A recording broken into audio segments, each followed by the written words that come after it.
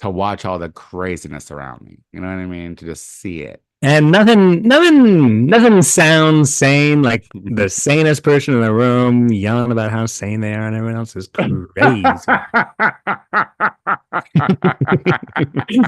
Now that's the guy to trust. That's right. That's right. Because I have to be heard over all the fucking. Because it's, here's the thing is, Yeah, tell me. you know what?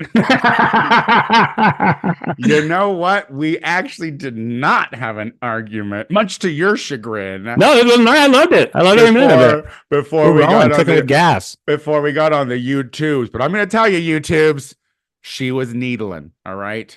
She was needling. She was needling. I'm a masturbator, baby. Because she wanted so badly to start this show with her hands on those pearls or that fucking understated Italian chain. My people. Finally, I'm having the confidence to be one of my own people, Italian and conservative. Oh, you mean enough confidence to wear heavy cologne in a small elevator? Great. Hey, something's got to cover the smell of all this meatball sweat. Can I just tell you before we go any further, is that I host the drag race every once in a while at the 33 Taps in Silver Lake. But there's no dressing space there, so I have to go there in drag, which means I have to take an Uber Black, less than 7 minutes from my home. But the Uber Black on the way home, he was very chatty with me, and we were talking. And we had I don't know, probably a 7 or 8 minute, no, not 7 or 8 minutes, like a 2 or 3 minute conversation. And in that time, he was like, well, what do you do? And I was like, this. He says, well, what? No, I don't understand what this is. And I was like, I am a female impersonator. He's like, impersonating what? I said, a female. I'm a man. And he was like, I would have had no idea. I would have had no idea. And I was like, I love a European man. I love a guy from Czech Republic or something who's used to having a 6'7" woman, sturdy framed woman, because my woman is as strong as ox. He was like, you were so beautiful. I wouldn't think that you were a woman. And so then I showed him a lie. And I showed him a picture of me out of drag, and he was like, you should be rich. I love him. I can make you rich. I have many crops I need sown. I was like, listen, if you were a cab driver and we were in Chicago, you'd be the type of cab driver that asked me to sit in the front seat. And I did on occasion. I have no doubt. Because you know what? Did. Sometimes you spend a little too much money at the bar, and you spent your cab money. Mm-hmm. And so if a cabbie was like, hey, sit in the front seat, and I let him touch my knee a little bit as payment. Yeah. Sometimes you got to suck your way home. You know what I mean? No. It's not Xandra Fairlawn never sucked dick. Xandra Fairlawn, just as the drag iteration of myself, has never. I have let a man touch the hem of my skirt on occasion. How about Tony Soto, the drag queen? Has she ever? I know Xandra Fairlawn ain't, but has Tony Soto sucked her way home every once in a while? No, it's never been. No, it's no. No one ever. No. It's no. I would never. She's a good girl. She's a good girl. Crazy about Elvis. She's still brainwashed by Catholics for a majority of life. So sometimes she has moments where she's like, "Don't be a slut." But well, you hate 69. Out of drag, I'm asking them. I'll be like, "Listen, if you give me a free ride, I'll suck your dick. I'll suck your dick for a ride home." But those were the cocaine days. You get it. Yeah. I don't even need a ride home. I just want to suck your dick. I'll walk. I got a lot of energy. I got to walk it off afterwards. Hello, YouTubes. This is GPHH Prime Time. That's right. After hours, baby. That's after hours. After someone drives an hour in traffic and another one took a little nap right before we start. You guess who is who? Oh my God. All right. Well, hold on. I didn't put my watch on yet. Do you want to do a show? I do. Good. Oh my God. There's two people watching us right now. Aren't you They love nervous? us. They Aren't love you, us. No, aren't you I nervous? thrive under pressure Is one of now. them Alan Strickland Williams? Here's hoping. Oh, don't Here's a forget. little show for you, We Alan. gotta pitch that show. All right. Keep it. First of all, this is YouTube, not XTube. Oh man, I wish we were on XTube. We'd probably be popular. Yeah, but I don't want to be under one of those like niche, like, hairy Italian category things. You know what I mean? And I know that's what we'll be in once you take that fucking shirt off. You got that BBC, big burly Catholic.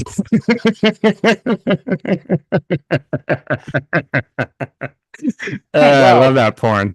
Save this magic because I'm gonna give you a little countdown. All right. All right. We're gonna go 4, 3. Hello, everyone, and welcome back to the Gay Power Half Hour, the only gay podcast on the internet that's just like an atmospheric river, because we're gonna make you wet. With your hosts, wet boy drain clogger number 1, KCY, and the other girl, Martha, wash yourself. Tony Soto. It's raining, man. Keep it gay. Keep it gay. Hallelujah, it's raining us. You gotta keep it gay. Hey, man. What a good time. Are you giving off man vibes? Is that what you're trying to insinuate at this point? No, I'm not giving. Am I appearing to give off one of the men from their video? I'm not trying to be one of the men from the video. First of all those men died of AIDS in the 90s. Run. Oh my God! You know what? Funny that you mentioned that. I just recently rewatched the because Olivia Newton-John was in the in memoriam or whatever for the Grammys. Yeah. And I was like, oh yeah, I miss her, right? Xanadu. But then I was like, oh, let me get on the YouTubes. Hello, YouTubes. And I rewatched the physical video. Oh, it's so good. And I was like, Olivia Newton-John, how dare you? You were the root of my generation. I remember jerking off to that video. Yep. And the thing is, it wasn't easy to jerk off to that MTV video when that video came out, because you had to wait for it to show up on the TV and record it on a blank tape that you had to get so no one else could get it. And or excuse your siblings out of the living room for 5 minutes. And then you had to wait for them to all be gone so you could, anyway. R.I.P. So you could work out. Yeah. To what? I'm just working out in here. Yeah. They are also probably all dead from AIDS. Yes. I mean, I don't mean to belabor the point, but you started with an insult. Like me, I was trying to do something, and I ended with a joke, a permanent joke. Speaking of permanent jokes, everybody, Tony Soto, come on, baby. Oh my God. Did you survive the ongoing, Jesus Christ, atmospheric river? Well, no, this is not the atmospheric river. Oh, it's a stream. This is atmospheric stream. This is a cell of thunderstorm activity. You know what? I love this town because rain is an excuse to stay home. Yeah. Rain, like in the Midwest, is like snow.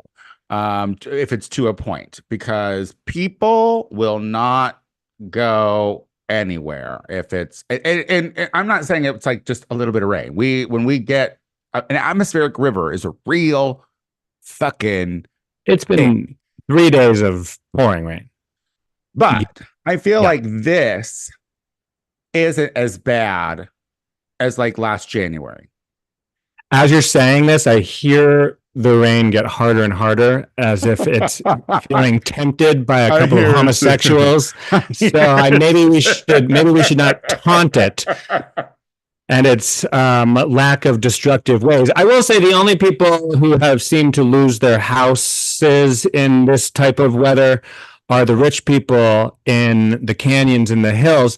And if I've learned anything from my good friend Tony Soto, we hate those people. So I don't know. A couple of people died. The thing is, a couple people did die. Yeah. A couple people did die. Look, I look at it this way. It's like, Sure, maybe they were rich, but the insurance companies are coming out and letting everybody know that you have to have a certain kind of clause. You can't just have insurance. I don't even know what the point of it is then. If, you have to have an add-on. And Yeah. I don't know if everyone has that add-on because we live in Southern California where it doesn't fucking rain. Yeah, you're going to need to have the Santa Claus because you're going to need a giant bag of bribes in order to get insured. In this day and age, because of all of the fires, mudslides, floods, and unbeknownst diseases underneath the permafrost that are soon coming to eat your house. Oh my God, the permafrost. No one's talking about it.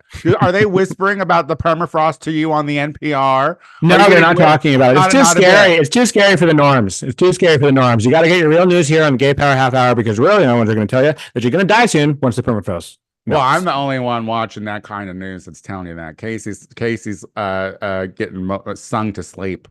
Well, it's nice to be sung to sleep when during your recording hours you're being screamed at.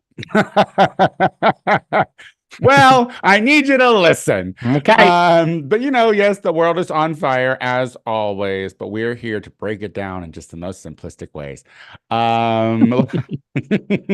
With the fall of our government. The fall of the government. Government employees need to start looking out because they're starting to get murdered. They're starting to get murdered by their families. Mm-hmm. Big news. In a big old story of no one shocked, a right-wing white guy killed and beheaded his father, Daddy, who worked for the government. Killed daddy, just killed him dead because he was a traitor. He was a traitor to his country. Because he wanted, I don't know, maybe poor kids to get SNAP. I don't know. He proceeded to snap his head off the daddy's head, bag it up in a plastic bag, and then get on here, good old YouTube's, the platform where Casey can't even call me the F slur without getting set to private. But this guy shows a bag of daddy's head, just a bag-o head. And he was a right-winger because it wasn't a canvas reusable tote bag. It was a plastic bag. Yeah, it didn't say Trader Joe's. From Shaw's. Yeah. And he put like twist ties on it and stuff, to strangle the ducks and whatnot. So this isn't the last head that's going to be fucking lost due to me decapitating my dad. I'm coming for the ducks and the dolphins too. Fuck you, turtles. Like, this is so wild because we have it so convenient here that no matter what this guy's like true political views are, religious ideologies are, this country is so quick to like to label our domestic terrorists as mentally ill. Mm-hmm. It's so quick to be like, well, they were just mentally ill, or they were just evil. They were just, make it something otherworldly so we don't have to make the problem. But, a brown resistance group is trying to fight an oppressor and they're fucking terrorists. And I know it just seems silly. It just seems, and honestly, with the amount of unrest that happens in this country alone with the government, it's wild that people, our elected officials, don't try to fight for us more, because there are wild folks out there that do wild shit. And I mean, I don't want to always be looking on the bright side, but of a decapitation. Please, but do. But, unlike your normal run-of-the-mill right-wing fanatic these days, he didn't shoot up a school. So, I mean, if you're going to just kill one person in a right-wing rage, might as well be your dad and not someone's toddler. I completely a bunch of toddlers. I completely agree. It's time for the right wing or left wing fanatics to start honing their anger. Like, you gotta hone it. Like this whole wreaking havoc. Like the people that you hate aren't changing things at all to protect those kids. So it's like falling on deaf ears anyway. I'm thinking about this. What is this? What is that thing? Is it COSA, or what was this like thing about internet safety that's bipartisan, that the politicians like took all like the CEOs of all the major social media platforms, they got them on to question them, and they had a bunch of parents because some of their dumb kids bought fentanyl or couldn't not read the comments and ended up killing themselves. And these fucking governments or these politicians are trying to like, they're making Zuckerberg stand up and apologize, and they're like, we have to hold you accountable, when truly the main ploy of that whole thing is to take social media away from one of the two most like engaged generations, the younger generations who are like, you know, trying to be active. Yeah. So they're trying to hold these fucking social media companies accountable and say it's for safety, but all the while crazies are shooting up schools, but we're not going to hold the gun manufacturers accountable. So it's like, make it make sense. Are they're if they're both equally harmful, and we know they are, then why aren't we having a lineup of the Smith and Wesson folks? Why isn't Lindsey Graham fanning herself with a big old fan in front of them, talking about, you got blood on your hands? Oh my Lord, you got blood on your hands, Mark Zuckerberg. Yeah. I mean, first of all, social media is not written into the Constitution, and as a result of that, it's not protected under the Bill of Rights, which is the number one reason, because, you know, a bunch of dead kids don't matter as long as we have a non-living document to rule us all, which is their argument.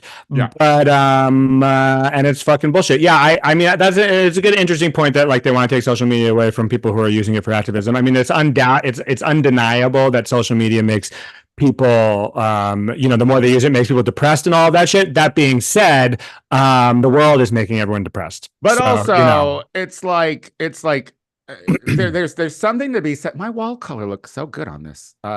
There's something to be said. She's Sorry, ADD. There's Yeah. something to be said though about and let's tie this into what's happening in Michigan right now, because there's something to be said about like turning shit off. You know what I mean? And it's like, and I think a lot of that,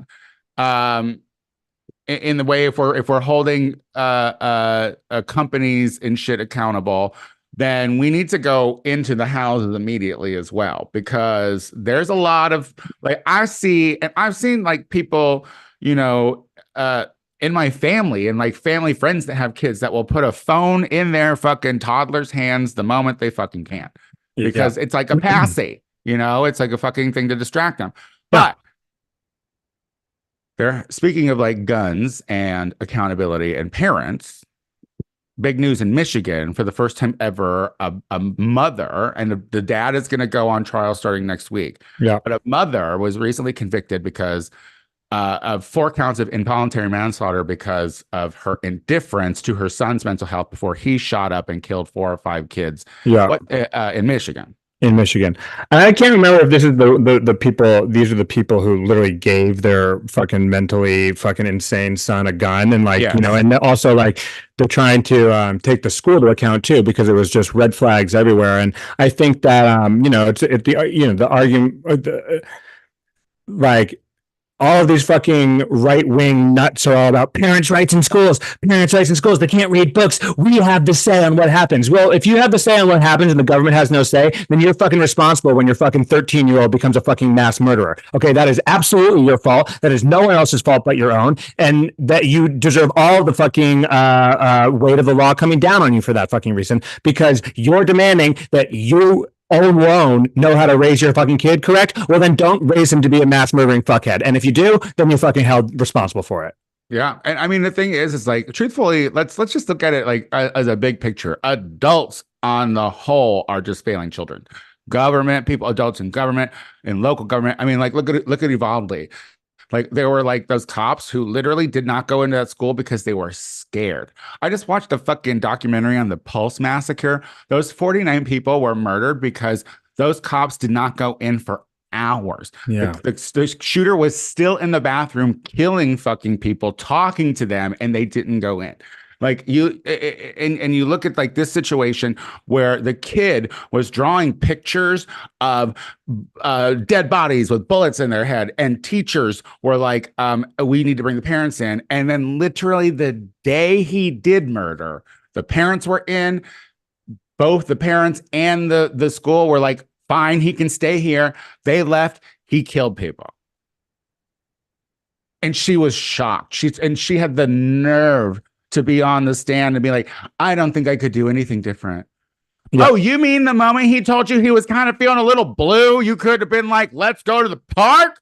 Yeah, pretty sure there were some dead squirrels you found in your fucking house, at some point decapitated or with bullets through their heads, because it always starts with animals and then ends up with a bunch of dead humans, doesn't it? Yeah, I mean, and this looks, I mean, this is good. This is good, yeah. But because they literally bought him the gun very soon before he did the shootings too. However, piggyback on what I was saying before, that's all well and good, but when, and it never will, but like when will the manufacturers of these said firearms be held responsible? Well, there are court cases that are taking places like, I think, Smith and Western even to task, and I feel like it was like maybe the Connecticut senator. Like there are. I feel like there have been things that I've heard about recently where there has started to be, I think a company was found liable in some way, but I don't know. I don't want to say specifically. But I'm just wondering how I hope long. So. No, it's the right direction. This wasn't on our topic list, but there's the Supreme Court case that was going to start soon to decide if Trump can't be on the ballot because he's an insurrectionist. And I was listening to this thing and it was really interesting. And the point was like, this is a great test for all these Supreme Court justices, all these right wingers say they're originalists, so they have to go by what the text says. The text of the 14th Amendment, third clause or whatever, very clear. Literally says, it's very clear that if you are an insurrectionist in any sort of capacity, that you cannot run for elected office. And the person's point was like, if you're going to say that it's okay for all of these kids, a pandemic of fucking gun violence is okay because of what people wrote fucking 250 years ago, you better sure as well also hold to your faith and values in this Constitution when it comes to exactly what was written after the Civil War. Same thing with his immunity. Same thing, because it's clear cut from an originalist standpoint, and so that's why I have no faith in the Supreme Court to actually to do something that's not extremely hypocritical when it saves their fucking hides, because that's the thing. Trump, the reason no one stands up to Trump is because they're all scared of his fucking monkeys, and the monkeys are going to come out. The monkeys are going to come out. Those winged monkeys are going to come out and chop your head off. They don't care if they're your daddy, because you work for the federal government, and no one's a bigger federal government employee than the Supreme Court. Also, no one of that has. It comes down to one of them cannot truly be held 100% accountable, because then that means that they too will be susceptible to accountability as well, which is, they built themselves up in positions that they don't have to do that. However, like regarding the immunity thing, where this last court was like, no, he is not immune. He doesn't have immunity from a carte blanche immunity while he's president. That's fucking silly. It was the same people who were like, so they could send in people to kill their political adversaries or whatever. Brilliantly done case. He's gonna try to send it to the Supreme Court, and if the Supreme Court was smart, they would just not take it on.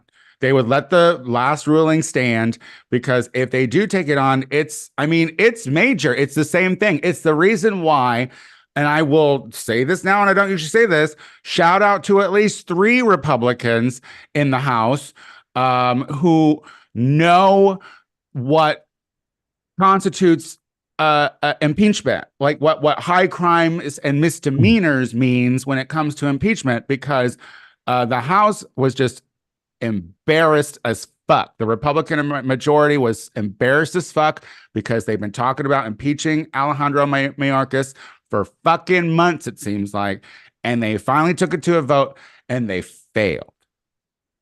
They It's beautiful. they felt big time. And it's incredible. I mean, I mean, also they wheeled in the Democratic congressman literally from the hospital without shoes and basically in the hospital gown to fucking vote. And then Senator Johnson was like, "Well, we lost because we thought one of their guys was having surgery." And Yeah, but it's like, so wait, so did they think that they knew they were going to lose those they Republicans? knew they were going to lose at least 2 and probably 3. They literally held that vote because they thought that guy was not That's going why to be Marjorie naked. was so Marjorie irritated. That's was why she said, because very I was irritated. like, what did she mean? They snuck in one of their. I was like, Yeah, Al Green, because the I Reverend. knew that I knew that he had gone there, and like before I saw Marjorie doing a little speech on the stairs, I was like, good for him. Like that shows chutzpah. Yeah, he had missed some votes earlier that day, but I'm like, you were probably getting discharged. Like a whole bunch of shit was going on. Oh yeah, no, he Good was for literally in the you. hospital. Yeah, I was like, yeah, abdominal surgery. He had to sign a waiver that said I could die, and I understand that. That's why I'm leaving the hospital. I have to go, save That's a Senator politician who deserves Mayorkas. a reelection. You know what I mean? So if he could get his health in check, of course. But Marjorie was like, they snuck him in. That's tricky. And it's like, I mean, don't get me wrong. There were Democrats there being like, do you think you could make it?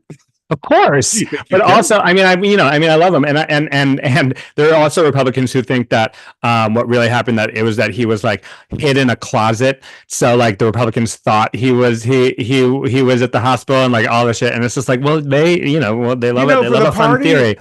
for the party that cries theatrics all the time, for the party that cries that the liberals are so fucking theatrical and that it's all political theater.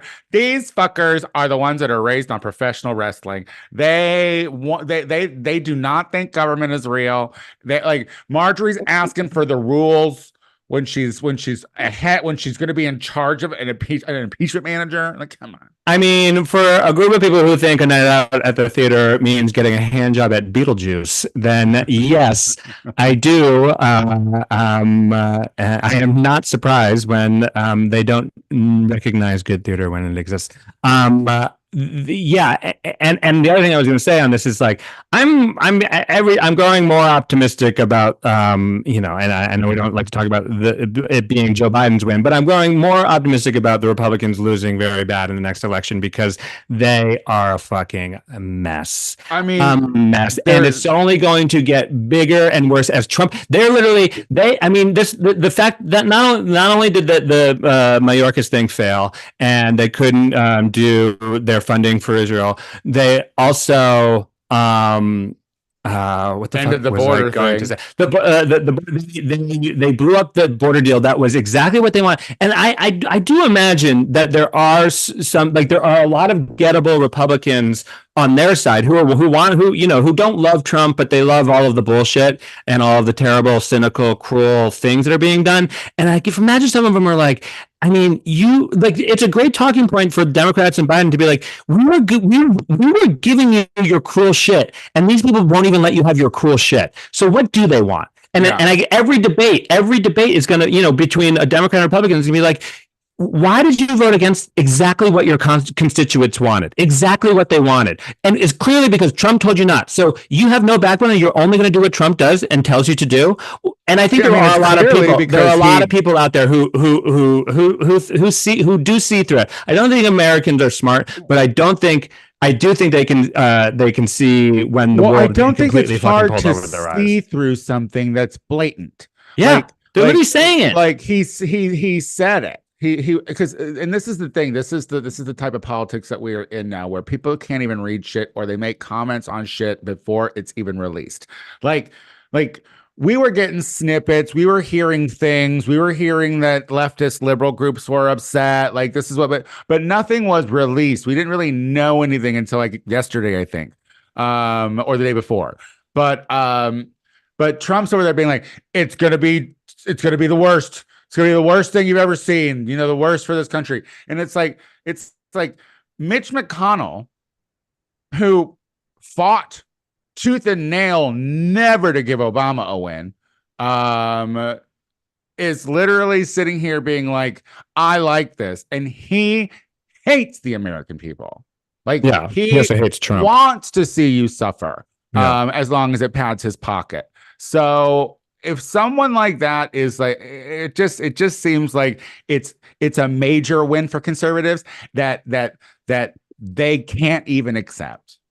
But the thing is, not they turned a huge win for them. And like, I get it. I get the cynical reasoning of you can't give your opponent a win in an election season, but what Americans hate Joe Biden too. But you can't say no. You're right. Americans hate Joe Biden, and so what they want is a working government. And if they saw that the Republicans were willing to work, they would actually probably give the Republicans more credit. And it's such bullshit and it's so idiotic because the Republicans are so blind to Trump that they don't understand that the Republicans could win easily if they just started getting shit done, any shit done. But they can't impeach a person that no one cares about. They can't fucking get one win. They fucking stymie the government all the time, and they fucking feast on each other all the time. And it's because they rigged the game. You cannot love the Democrats, but boy, they have easy targets. I can say that Democrats at least have gone to school. When it comes to Republicans, they have cheated their way by gerrymandering so much that they have made it so they can't lose. So why not run your stupidest fucking people who want to run? So it's easier for the fucking fossils in there to keep shit running or keep shit going their way. It just so happens that they fucking had like the Marjorie Taylor Greens and the fucking Boberts and all that fucking elected in. And when you give stupid people an income they can live off so they can start buying furs and tickets to Beetlejuice, they're gonna fucking they're gonna go against you, establishment, because they're gonna always have a niche group of mouth-breathing white racists that are gonna be like, yeah, they speak for us. Mm-hmm. Yeah, we think them space lasers are fucking real too. Yeah, them diamond wearing, fur sporting blonde bombshells sure do remind me of my wife. Yeah, exactly. Kind of Neanderthal-y. Yeah. Well, listen, in our last few minutes of the show, we had a whole list here. We didn't get to a lot of it, but I think that's part of the fun. I think that's something important that we need to talk about, and that is Larry David versus Elmo, because Casey does not seem to understand what that is, and I think that you need to know. So this is the state of the world, okay? First of all, I'm going to start this with free Palestine. Remember, they're still being bombed and destroyed by an oppressive government that is Israel. I was going to say we hadn't heard it yet on this. I'm going to start that by saying this. So, with all the turmoil in the world, I guess Elmo got on Twitter and asked everyone how they were. Oh dear. And like 190 million views, and people were just answering. People were just answering Elmo, until like rappers were like letting them know how it was, and politicians like Joe Biden was getting into that. Oh my God, this is a perfect distraction from my love of killing Palestinians. Yeah. So of course, because there was such a reaction, Sesame Street is like, let's get these puppets out there and start talking about mental health. So people stop cutting their dad's heads off. It's bad out there. 1, 2, 3 hacks to take off. How many licks does it take to get the daddy's spleen? So they're doing the press tour, and Larry David is pushing something too. She's out promoting her new show, Curb Your Enthusiasm. Oh, it's another season. Jesus, how many seasons is this? 11 or 12. I've seen too many people that I know now not do well on it, and so I'm done with it. So Elmo is being interviewed, giving good notes, telling people to stop eating their dads. And all of a sudden, Larry David is off, waiting for his segment. He walks over. This was with Al Roker's channel, NBC. And he walks over, reaches over Hoda or whoever they are. I don't know who they are. You know, it's not ABC. It's some other Muppet. It's not GMA. You know what I mean? And grabs Elmo by his face and his neck and shakes him. And I said, tickle me, not shake me. Now, Casey, when I tell you, I have seen, like, it was the most appalled I have seen that panel of talking heads look, and they have seen pictures of children being pulled out of rubble. The backlash that Larry David got for choking a fucking piece of fabric was more intense than women in Gaza having to fucking get cesareans with no anesthetic. Like that, they were like, not Elmo. And I just think that that's the state of this country. And it's a sad, sad time that we care about fabric more than we do Palestinians. Well, I'm happy they didn't ask Larry David his thoughts on the conflict in the Middle East, because I have a feeling you would come out of that story a little less pro David. But I am happy to know that Larry David is holding it down as one of the great curmudgeons of all time. Yeah, he was on, I think, Colbert or something after that, and he was like, yeah, and I'd do it again. I love him. Yeah, I love Larry David. He always makes me laugh. What a piece of shit. Oh, all right. We've come to the end of the show. Guys, you can follow me at KCLEY on Instagram. If you want to see my porn account, and by that I mean the account I use to watch porn, follow me on KCWLEY on X. Don't tweet. Oh my God, are you still on X? For the porn. And you can see Tony and myself and all of our favorite boys this Friday at the Lyric Hyperion at 7:30 p.m. for Alan Strickland Williams runs his album. Alan Strickland Williams, one of the best friends of ours and the number one fan, sorry Fritz, of the Gay Power Half Hour. Is one of our favorite comedians, and he's running his new album. So come on out and see us. Tony's hosting the show. How much time are they giving you? I'm hoping at least an album's length. And then on New Year's Eve, nope. On Valentine's Day, God, I'm hosting a show at the Los Angeles Athletic Club at 7:30 p.m. as well. I love all of your gig pitches are ended with upward inflections as if it is a pregunta. Porque nope, we don't have time. Y'all, if you like me and want to see what I'm doing out there in drag, then follow Tony Soto Productions on Instagram, and then I am the Tony Soto Show on Instagram and TikTok. And don't you worry, we'll be back again next week with more of this constant yammering. Goodbye. Look at that.